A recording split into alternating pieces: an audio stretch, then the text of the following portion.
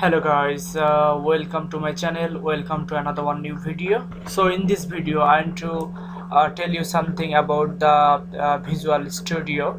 So how can you uninstall the Video Studio? So I will showing you the step by step. So how can you uninstall the Visual Basic? So I need to go control panel first. Is this the control panel is here? Then I need to go the program files. You have the programs and feathers. Then I need to go the Visual Studio software. Installation software is here, so I need to uninstall this one.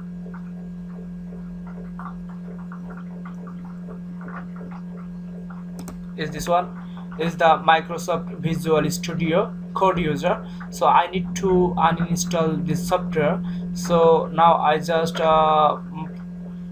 uninstall this one. So I just select this the software, and here you showing here the uninstall button. So I need to press here the uninstall, and are you sure you want to completely remove Visual Studio Code and all of its components?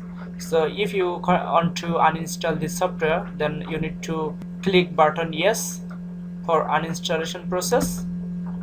Is this the uninstalling this software now? So your Visual Studio Code was successfully removed from your computer.